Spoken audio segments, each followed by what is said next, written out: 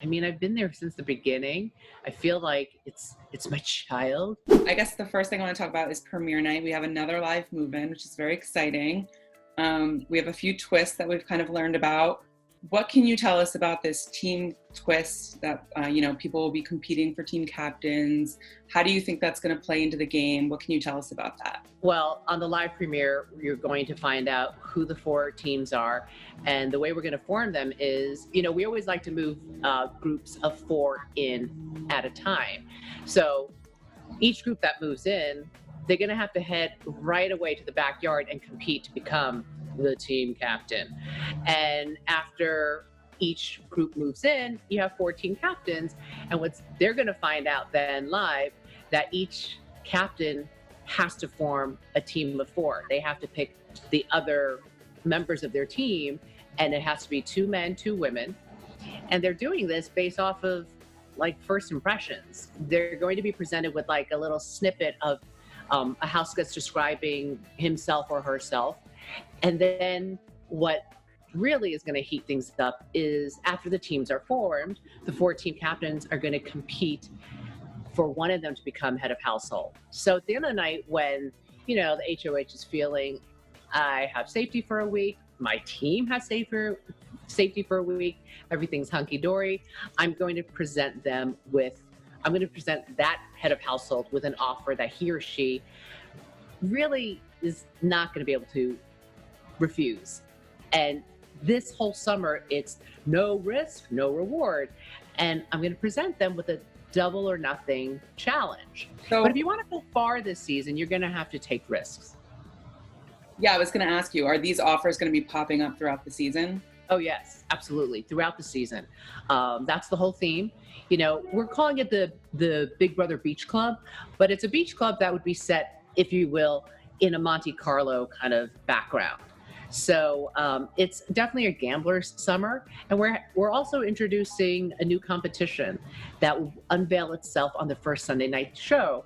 So Sunday nights are going to be exciting for a second reason. You're not just going to find out the 2 people that the head of household has nominated for eviction. You're always going to have this other competition, a whole nother layer to it. I also wanted to ask, because CBS is committed to casting at least 50% Black, Indigenous, and people of color. I guess, what are your thoughts on that? Have you seen the cast? What do you think of the cast this year?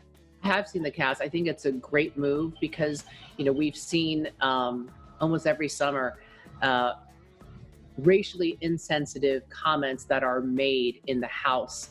And that has become a topic of conversation. And it was only last summer where you had seasoned players, all-stars, come back and talk about that. And those were some of the best conversations that were had in the house. And they were also more mature as a group because, years had passed before some of them. A lot of them came back in as a parent, and they're like, what kind of world am I raising my child in? So I think it's a good thing that we're going to see the most diverse cast ever. And that's not to say something won't happen or won't be said that is racially insensitive, but hopefully, as always, we will address it. And hopefully, if that happens, it could be a teaching moment for everyone involved. I know we're not going to start with a live audience. We're not going to do masks, it sounds like.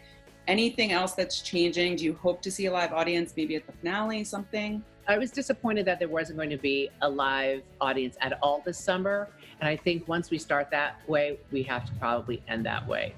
And then hopefully there is a next season, and then, all bets are off. But in terms of, everything else behind the scenes, what worked last year is going to be put into place this year because it worked at the height of COVID. Everyone is going to be wearing a mask, except when I'm on stage, I'll be the only one who's not wearing a mask. A lot of people still working from home, and everyone's still working in, pods, if you will, and getting tested every week. You can never be too safe. Yeah. And you mentioned next season. Do you envision Big Brother on without Julie Chen Moonves hosting it? No, I cannot. I cannot picture Big Brother without me hosting it. I mean, I've been there since the beginning.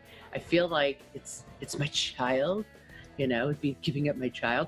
No, and I've said this before, but Bob Barker hosted The Price is Right for 55 years. So, but that show did go on without it. I mean, at some point, I hope it only goes on without me if I'm 6 feet under.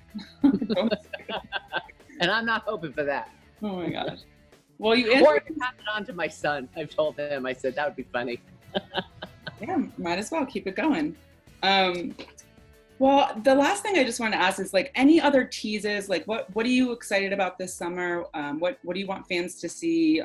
Yeah, just overall thoughts about Big Brother 23. What I love is the, we always tell the house guests expect the unexpected. I always love the unplanned things that kind of happened to us. I mean, looking back, it was kind of a funny moment when, like, the door to the have-nots room wouldn't open on premiere night.